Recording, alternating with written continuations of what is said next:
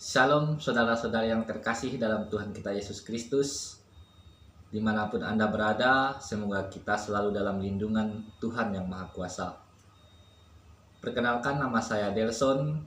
Pada video ini saya akan memberikan suatu ilmu atau suatu semacam hal-hal yang ada di dalam gereja, terkhususnya gereja Katolik. Tetapi dalam video ini saya terkhususnya akan menjelaskan tentang sejarah gereja dunia. Dan di dalam sejarah gereja dunia ini ada dua aliran yang akan saya jelaskan, yaitu Arianisme dan Nestorianisme. Sebelum lebih lanjut, saya akan menjelaskan tentang Arianisme terlebih dahulu. Dalam buku yang berjudul Latar Belakang Sejarah dan Perkembangan Doktrin Trinitas di Masehi Advent Hari ke-7. Di situ dalam buku tersebut menjelaskan bahwa Arianisme itu adalah suatu ajaran yang muncul pada abad ke-4 Masehi di Alexandria. Dinamai demikian karena Arius, yaitu seorang presbiter dari Alexandria, yang sangat menonjol dalam mengejarkan paham tersebut, yaitu paham Arianisme. Paham ini menyangkal bahwa Yesus Kristus itu adalah substansi yang sama dengan Bapa dan menurunkan derajat anak kepada ranking ciptaan. Meskipun sudah ada pre-existent sebelum dunia ada, pandangan Arianisme dinyatakan salah pada Konsili Nikea pada tahun 325 Masehi.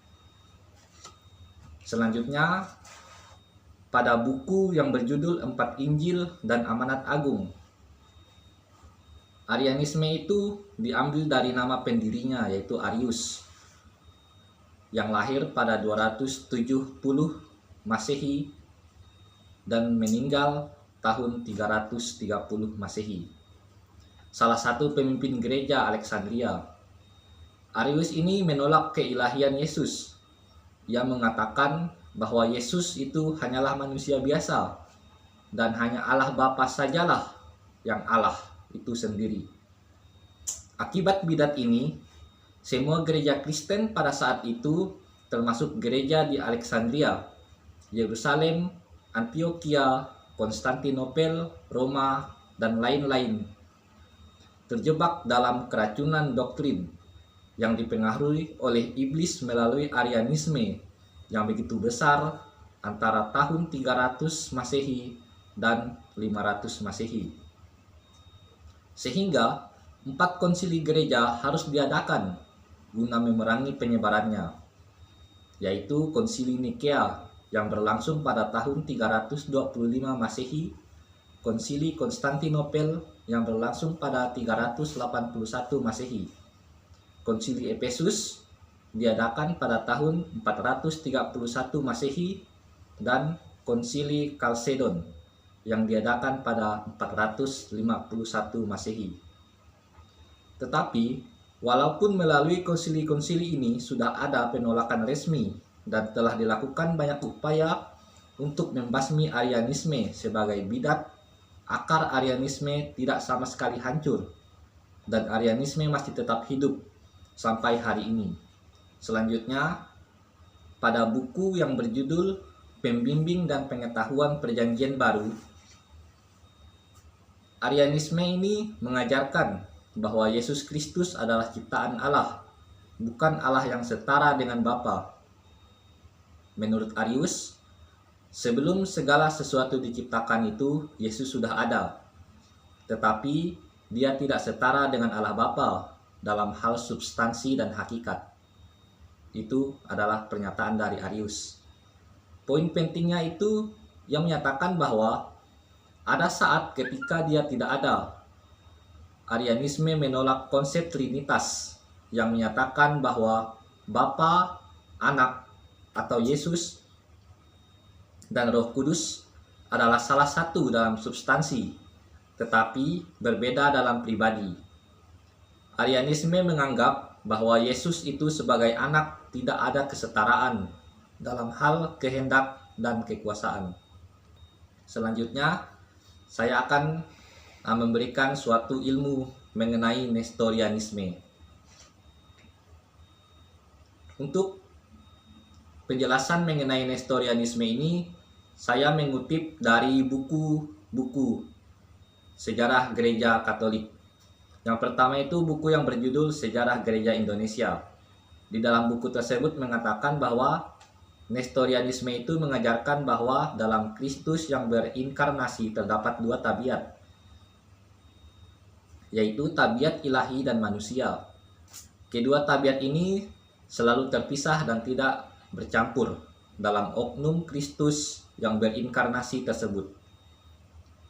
Ajaran ini berlawanan dengan ajaran resmi gereja. Nestorianisme juga menolak untuk memakai gelar Theotokos untuk Maria. Menurut mereka, sebutan ini menghina Tuhan Allah yang tidak terbatas atau tidak mungkin dilahirkan oleh yang terbatas seperti Maria.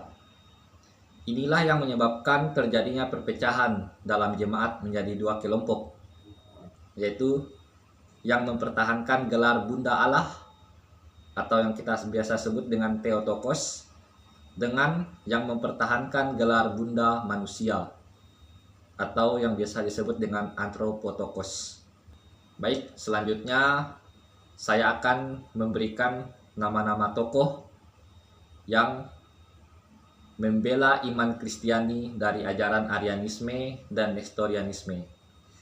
Yang pertama itu ada Athanasius dari Alexandria.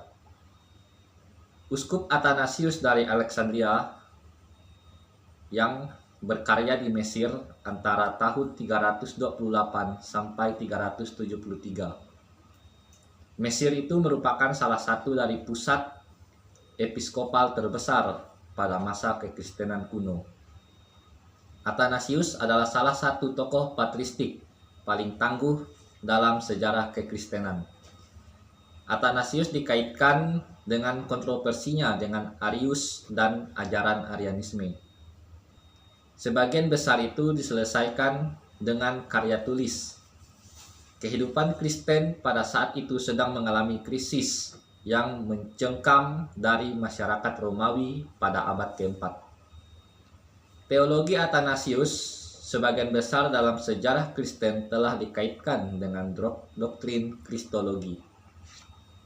Selanjutnya ada salah satu tokoh yang bernama Basil yang Agung. Basil yang Agung itu berasal dari Kapadokia. Kapadokia menghasilkan 3 orang teolog dan bapa gereja pada abad keempat. Mereka adalah Basil yang Agung, Gregorius dari Nisa, dan Gregorius dari Nazianzus. Basil dilahirkan pada tahun 329 di Kisarea. Di sini, Basil berusaha sekuat tenaga melawan kaum Arianisme, karena Kaisar Valens memberi keleluasaan untuk hidup di wilayah Kekaisaran Romawi Timur. Dalam usaha melawan kaum Arianisme, Basil mengadakan hubungan-hubungan yang baik dengan gereja barat. Kaum Arianisme hendak menjadikan Kapadokia itu sebagai wilayah mereka. Namun, kaum Arianisme itu pernah mengancam Basil untuk akan ditangkap dan dibunuh. Tetapi Basil tetap berpegang teguh pada keyakinannya untuk melawan ajaran Arianisme. Baiklah, sekian video mengenai ajaran Arianisme dan Nestorianisme.